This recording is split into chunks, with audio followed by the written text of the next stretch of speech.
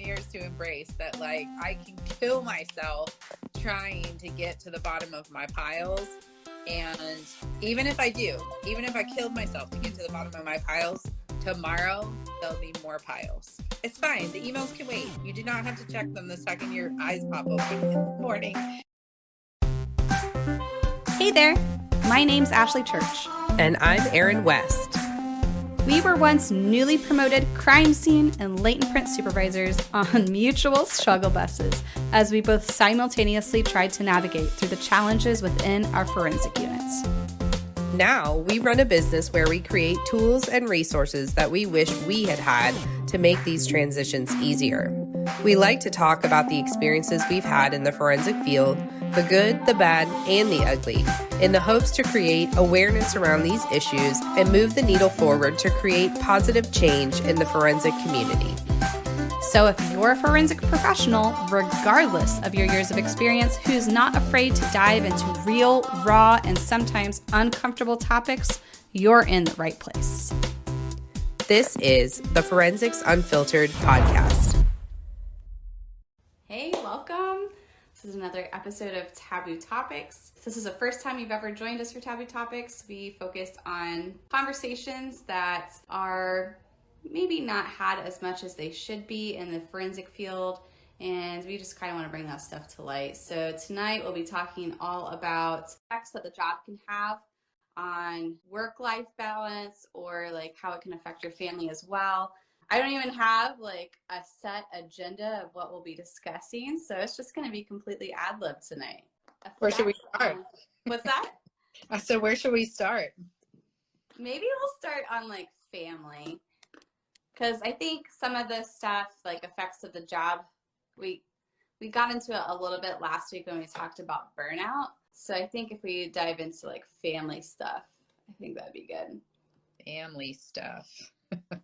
So for the most part, I had like supportive family and a supportive husband, especially like they were very gracious whenever I would have to give up a lot of my time, or, you know, I was very limited on where I can travel just from being like that on-call life. Whereas I don't think some people get that type of support as much. I married into the law enforcement family, so my husband definitely understands too when I get called out. But even with that level of understanding, like this past weekend, we had a homicide on Saturday. I got woken up at 6 a.m. and which is early for Erin. She likes to sleep so early for me. And I got up and I went out to that, and I got home around like 10:30 or 11 o'clock at night. So I was gone all day. And my husband works midnights now, so we don't have a lot of time off together. So this past weekend happened to be one of the weekends that we had off together, and we could not spend it together because I was working. So even though he has a very thorough understanding of what it means to be, you know, married to someone in forensics, it still impacts our family life, you know, pretty significantly from time to time. I mean, it's not as extreme now that I'm a manager as it was when I was a CSI, getting called out all the time. Yeah. That's definitely get called out a lot less now, and only to major stuff, but it definitely impacted a lot of stuff for me as a CSI. Yeah, I do remember like the early years, or if like you move to another agency, like now you're the lower man on the totem pole again. Yeah. And you have to sign up for all the damn holidays that no one else wants to work. So for several years, you know, I was working like Thanksgiving over and over again, or Christmas over and over again. My husband got it this year. He's a brand new sergeant on the road, so he got Thanksgiving, Christmas, New Year, and Halloween. He got every holiday. So, and that kind of goes with the territory too. But I will say, like, for me, that was one of the reasons why I transitioned into being a latent print examiner after several years of doing that, because I was very burnt out. I was getting called out, you know, I think I got called out on Christmas Eve like 4 consecutive years running for homicides. Cause like, I mean, if you're in forensics, that crime goes up around the holidays. So you actually get busier. It doesn't slow down. So like 4 years running, I got called out on Christmas Eve, and we always have a big family event on Christmas Eve, and I had to miss it because I was working every year. Started to frustrate me. So I started to look for an area of forensics where I could work 8 to 5 Monday through Friday. And that was a lot of why I transitioned into Layton's out of crime state. And there's a lot of areas of forensics where, if you really love the science, you can go work in the lab and stuff. Yeah. Areas, or even like periods of time in your life, I know there's a lot of like new moms out there who don't want to be on call while they have infants and toddlers. One of our girls just had twins, and she transitioned from forensics into the latent unit. She's a examiner, and that works better for her family, and sometimes the opposite happens. People's kids move out and they have more time and freedom, and so they don't mind being on call and stuff like that. So yeah, that was all part of my transitional, changing from crime scene to Layton's. That was a large reason why I did that, for sure. Yeah, I had my immediate family was very understanding because we grew up with it. My dad works in the Florida State Park Service. So as long as I can remember, he was always on call, and he always had the holidays. So like it was a regular thing where he would have to get called out on Christmas Eve or open the park on Christmas and stuff like that. But my extended family, like, it was definitely guilt tripping. Like, can't you just swing it? Can't you just come by? Like, we lived in Orlando, and my grandmother lived in New Smyrna Beach. So it's about, like a 2-hour drive, and even if I'm on call, like, that's too far away. So I'm like, no, I can't make it. And it was definitely a little bit harder with the extended family. Like, definitely had the guilt trip going on. But I will say, like, something that I have not experienced, and I know other people may have gone through these hardships as well, is like having kids and being on call, especially when they get older. Like, I do remember, my dad having to miss some of our practices, or our games, or band concerts. Not all the time. He was there for most of them, but there were definitely events where, you just have to be understanding that, his job called and he can't be there. Like, I couldn't imagine right now having to sacrifice that with my own kids. Well, even like the getting up in the middle of something and leaving, like, yep. I mean, birthdays. We don't have kids, but I can't imagine what it would be like to be at like your daughter's recital or something, and then to be like, mommy's got to leave. Like, kids don't understand that, No. So I remember, like, it was a normal thing, but definitely growing up during those occasions, it's like, I'm understanding, but also like, damn, a little disappointed. So I do think that is something that's definitely hard for people to go through in this field. It's definitely a sacrifice that you're making for your family. And that's why I strongly feel that if you're going to require your positions to be on call, they should be compensated, because they are giving up a lot, even if they're not getting called out. Like, they're tethered to their phone, and they're constantly checking it and stuff like that. So, well, even you can't even go far on the weekends. I mean, my husband's a sergeant now, but he was a detective. So before he was a sergeant, so he was on call and I was on call. And I've been on call for so long that I just like live my life, like, they'll call me if they need me, kind of thing, Exactly. And so I've never really like I'll still go out to eat. I'll go see a movie, even though I could get called out in the middle of a movie. Like, I'll still do all those kinds of things. And he like shuts down his world. Like we can't even go around the corner to the store because he might get called out. I remember being like that at the beginning. Yeah, a lot of people that are like that. Like, I can't go anywhere. I can't do anything because I'm on call and I have to sit here and wait all weekend. I think that just takes, time to get more seasoned, where you're like, you know what, I'm just going to do my thing and like not be ridiculous, like drive 2 hours away, but like, you can go to the grocery store and you can go to lunch and whatever, Definitely. I remember at the very beginning, I would basically not go anywhere. Yeah. I was always expecting the worst. And then after you've been on call for so many years, you're like, well, I gotta live my life. Like, I gotta maintain these friendships and, you know, relationships with my family. And, you know, it is what it is. If they need me, they'll call and I'll be able to go. And it's not going to be a big deal. But I think like not being able to be spontaneous too can affect you over a period of time. I mean, I know like if you have a partner that doesn't like to be spontaneous, maybe they're not like missing out on much, but I'm the partner that wants to be spontaneous. Yeah. So like, you know, if I'm like, oh, you know, do we have enough coverage this weekend? Who do I need to contact if I want to leave and go somewhere, even if I'm not on call? Even if I'm not on call. That's what like you truly don't understand until you live it, like how much it affects you. Because there are situations where it's like, well, I don't want to leave just the one person that's on call by themselves for the entire county if something were to blow up. So you start like tabling your life to help your coworkers out if something were to happen. Yeah, we talk about it in our supervisor class too, because I worked CSI back when we carried pagers. So I carried a pager, a phone and a pager. And then after several years of doing that, I transitioned to be a latent examiner. And I did not realize how stressful that was until I got rid of it. And when I got rid of it, it was like, oh my God, I had no idea how much that impacted me. Like those of you that are on call, you can hear that noise anywhere. Like you can hear that ringtone that you have for your call outs, like out in a public place or something, and that it sets you off immediately. Like it hits way down deep into your soul. Yeah, I remember actually it was like we were talking about mental health, but it was a police officer. It was someone sworn. And they're like, yeah, I started going to therapy and I was explaining to my therapist, like when I hear that ringtone, my stomach sinks, my heart starts racing, and I feel nauseous. And she's like, that's not normal, right? That's like anxiety. And you don't realize it, like you said, like whenever I finally turned in my on-call phone and gave my van back, like I did not understand how much an effect it had on me until I got rid of it.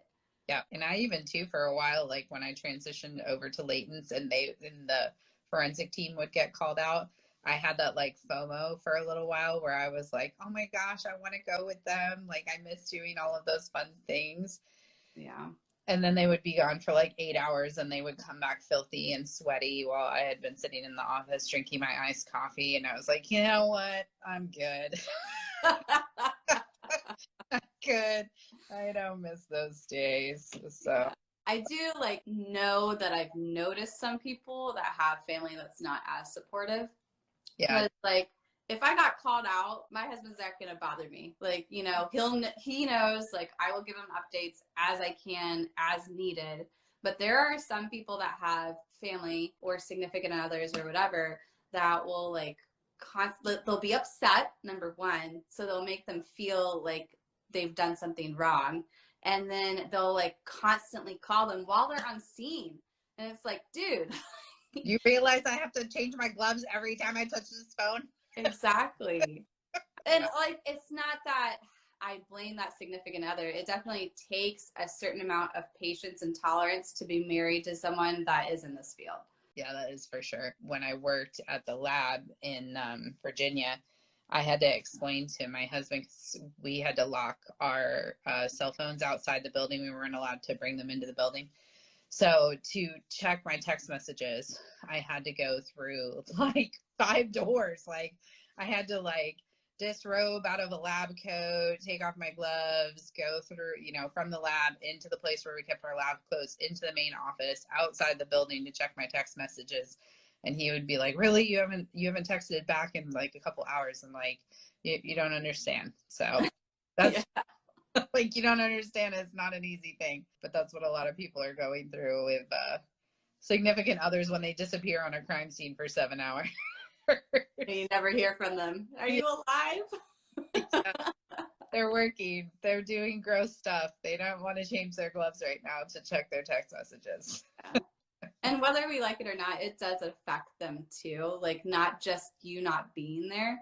I know like a lot of times I would call him and be like, waking him up.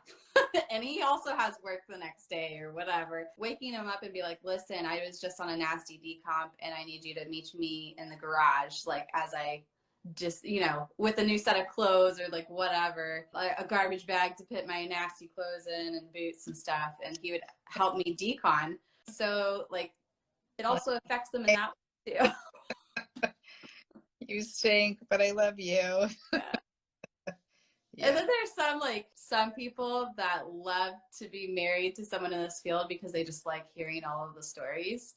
Yeah. And I definitely had some family members like that, but my husband was not one of them. He's like, I don't want to hear this. I don't want to hear this. Like, you're like, no, that's a hard pass for me. I think it traumatized him a little bit, and I was like, oh, he really does not like this.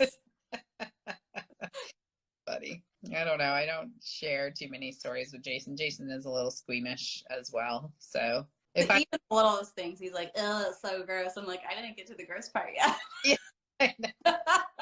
I to tell now, I just call Ashley. Yeah. She'll always appreciate them. And like, we've determined this is kind of like a Florida thing. So maybe if you're in a different state, you're going to be like, what the hell? But in Florida, we also swabbed a lot of penises. So, he also had to be comfortable with me doing that to other men as well. This is taking a turn. I mean, I'm just trying to cover all the bases. It's true. They're really not penises that you want to touch in any way. No, He's they're really not. I remember some of the swabs being like green, or like they haven't showered in like weeks, and the swabs would be black, and it's like, ugh. Please get that away from me. Tuesday at the office. But yeah, when we tell like stories, people in other states are like, you do what? Is that just us, not you guys? At least we didn't have to be phlebotomists. I mean, there's some people that are drawing blood. Like, that is not what I signed up for. I signed up for dead people, not living people. Like, no. Yeah, I wouldn't want to do that. We were surprised. We went to a training class and they had trained their CSIs to do blood draws. So their CSIs would respond on and take blood for DUIs. Yeah. Oh, no, thanks. That's a hard pass for me. I'll take be like, oh, okay. Dead people. Not for me.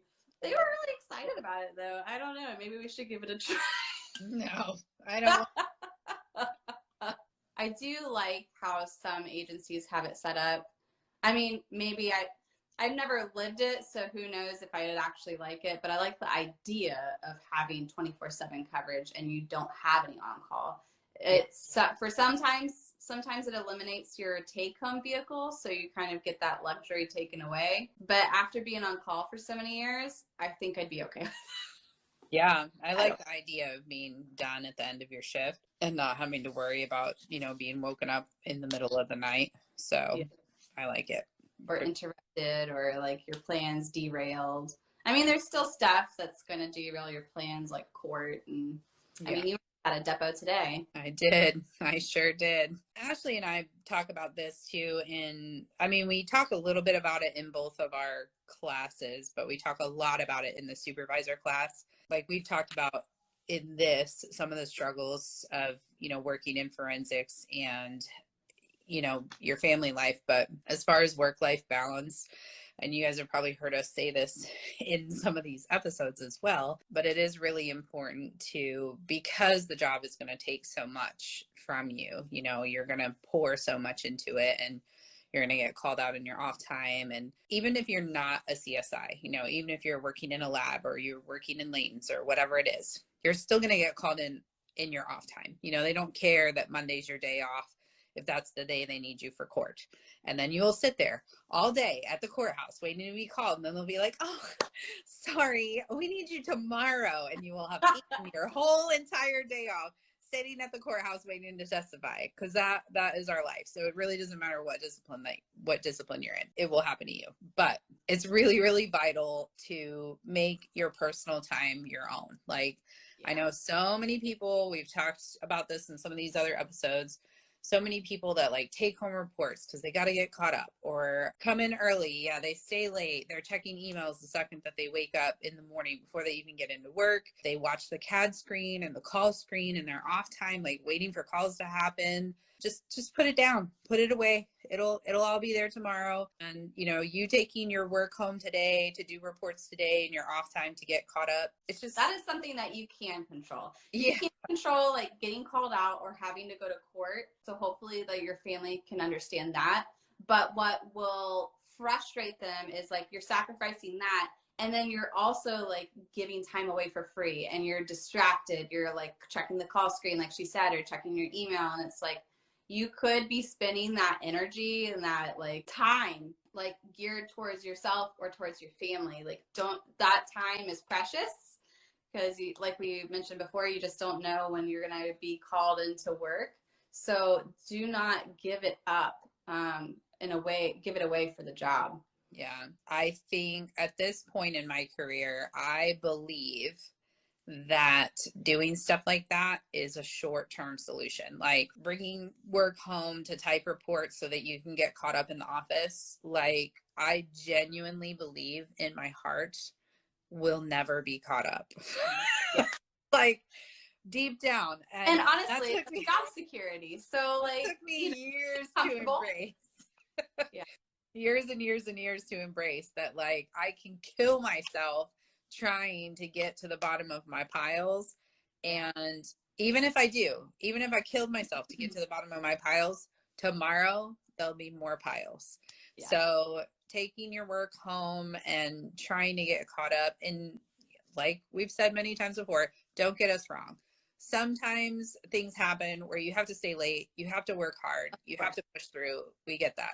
Don't do it all the time. Don't do it every single day. Don't do it every single weekend you're taking home reports. It's fine. The emails can wait. You do not have to check them the second your eyes pop open in the morning. Exactly. Get to the office. So your time is valuable. Your time with your family is valuable. Use that time. Spend the time with your family and leave work alone.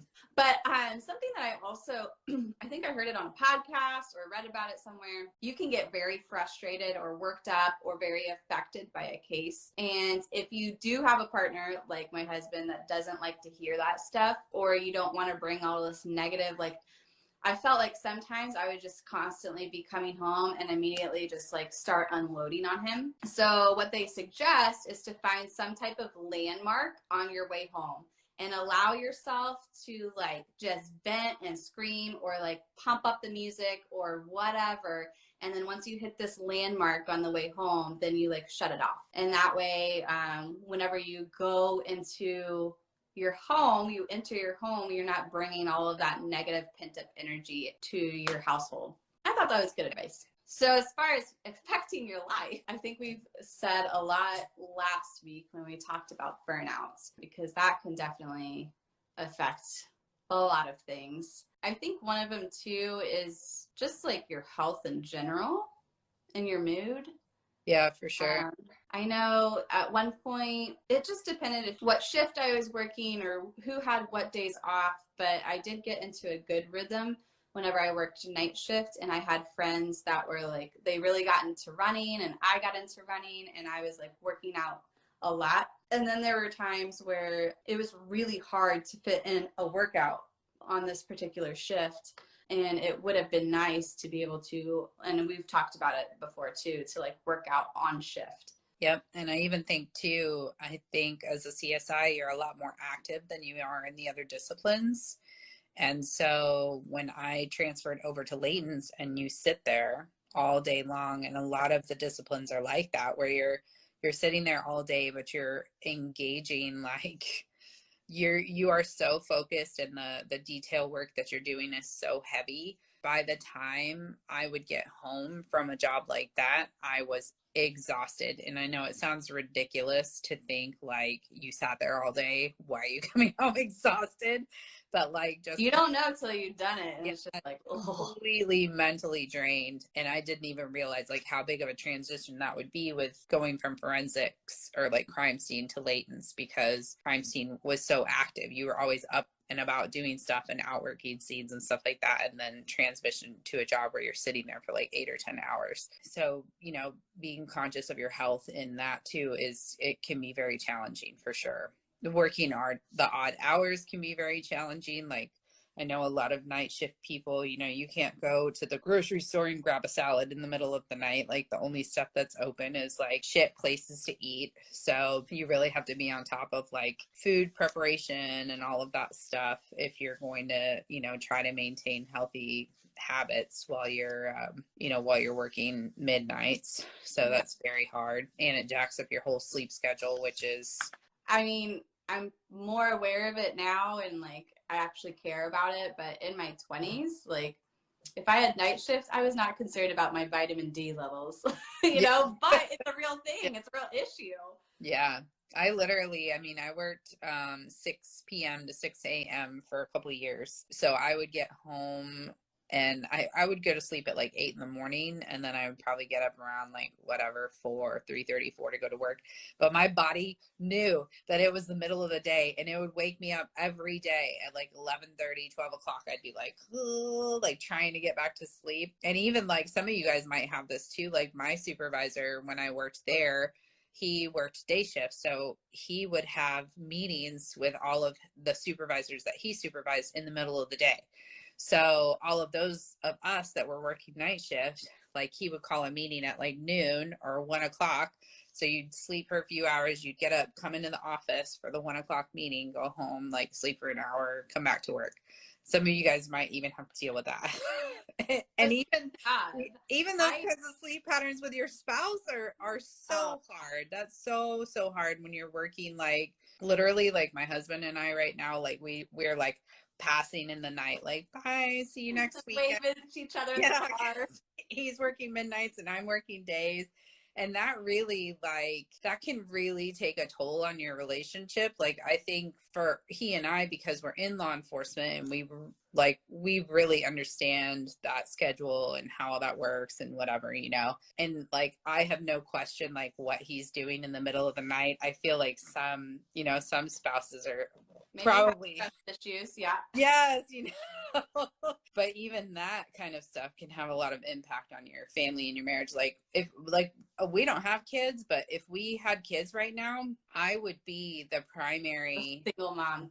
Yeah, like a single mom. Yeah, because he would literally be sleeping during the day and working at night, and I would be the one that would have to maintain the house and everything with the kids and all of that, which some of you guys probably do. And that's a challenge in itself too. So speaking of like lack of sleep and like driving, so I know we've talked about this as well, but I think this is an interesting thing to bring up that I think some people kind of don't think about or neglect it a little bit.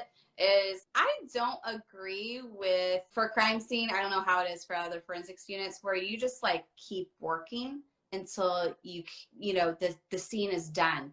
But like sometimes it'd be 36 hours and you're up that entire time, and hopefully you got woken up, but you may have also like completed an 8-hour shift, so like that now you're at 48 hours, you know what I mean? Yeah, I think it's so dangerous. Super dangerous. I think I actually read somewhere, so if you're up for 24 hours, if you like, even students, if you're studying for like and you're up for a full 24 hours, they say that driving after that is like driving under the influence of a blood alcohol level of 0.1.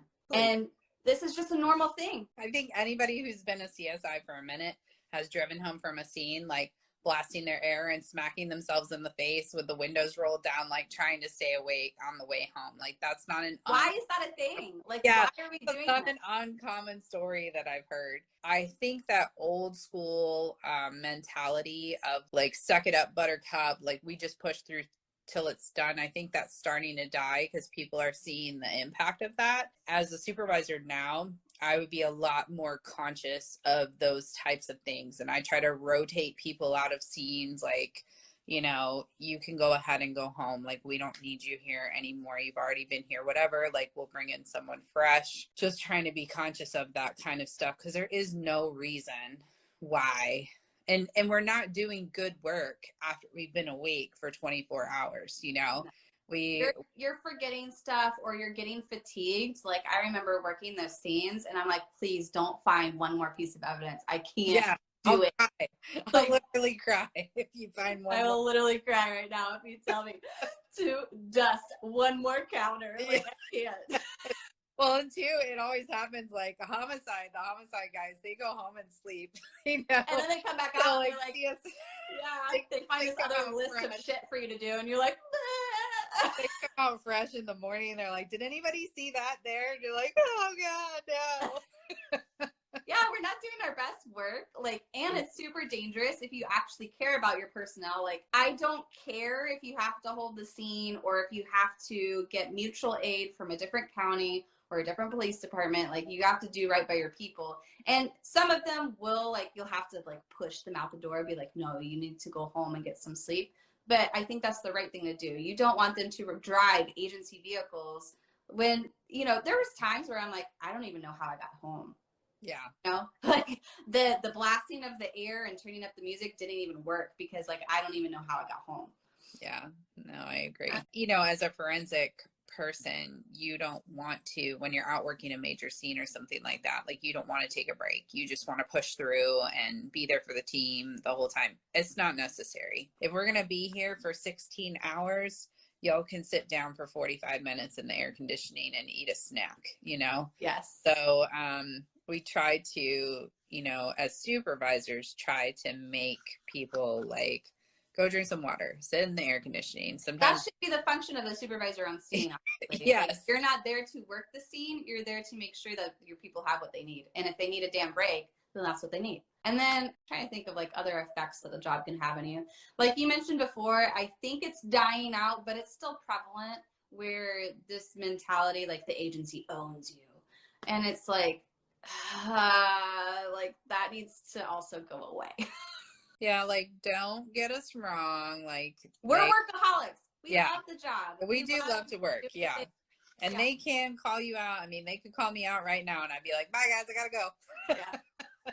But you do still, like, we see a lot of people that will never take a day off. You know, they're banking all their time for whatever, some magical vacation that's going to happen 20 years from now. There's so many examples of like officers and people that retire, and they retire and they have no idea like how much stress their body was on, and then their body releases it all. And you hear stories about them like having heart attacks and stuff, like 2 weeks out into retirement, where they had all these huge plans and they never did anything because they were waiting till retirement, and then they pass away and they don't even get the chance to enjoy that life that they spent so much time, you know, pouring into work so that they could enjoy their retirement. Like, none of us, our retirements are not guaranteed. Not for all of us, you know, like, I hate to be that guy, but all of us won't make it there. So live your life while you can, because you don't know what's going to happen. So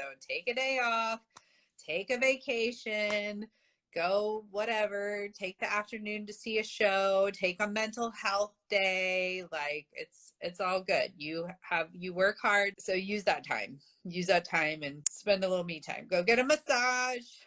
Yes. All the things. Like you mentioned before, as far as like having a healthy work-life balance, if you're always like, look, I can't go to that wedding, I can't do this, I can't do that, and it's like, hold up, is it truly that you can't, or you feel guilty that you want to take vacation, or you feel like you need to devote your entire life to this job? Like, why can't you? And I still do. I still literally, okay, so Saturday, my whole day, I spent my whole day doing that homicide. Got up at 6, got home at 11. So what is that? That's 17 hours. 17 hours I worked that scene.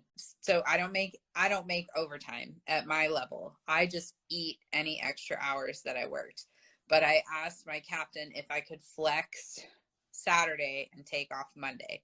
Oh my gosh. Like, and he could care less. He was like, yeah, sure, no problem. He saw me out there. He knew I was working. But me, I was like, oh, I feel like such a horrible person, like asking to take that time off instead of just eating the time. But like we had plans for the weekend for like projects that we were going to get knocked out in the house, and we didn't do that. And so even though it made me feel guilty, I still asked to do it, and it was good. But I've definitely felt that too, where it's like, I want to ask and I'm about to, and then sometimes I would just chicken out. Yeah. And not ask. But after like so many years, I'm like, okay, Ashley, you just need to suck it up and just ask. And it's usually like there wasn't any issue, but for whatever reason, I don't know. I wouldn't say it's like supervision. Sometimes it's like coworkers where, you know, someone else asked off and you hear like all this coworker chatter, like, oh, can you believe her? Like just leaving us with only 2 people here today, blah, blah, blah, blah. And it's like, well, then I don't want to ask off next time because I'm going to be the person they're talking about. Yeah, I do still feel guilty about it sometimes, but you gotta do it. So hopefully this was helpful. If you guys are going through things, if you wanted to run something by us based off of our own experiences, we would be happy to answer any of your questions in a private DM. All right, guys, we'll see you next time. Bye. Thank you so much for being here and listening to Forensics Unfiltered. If you liked this episode, would you do us a favor and leave a review letting us know specifically what you liked about this topic? It will only take a minute, but it will really help us plan future episodes so we can bring you more topics that you want to listen to. We'll be sure to provide any links from today's episode in our show notes on our website. Head to www.gapscience.com. Until next time, stay safe out there.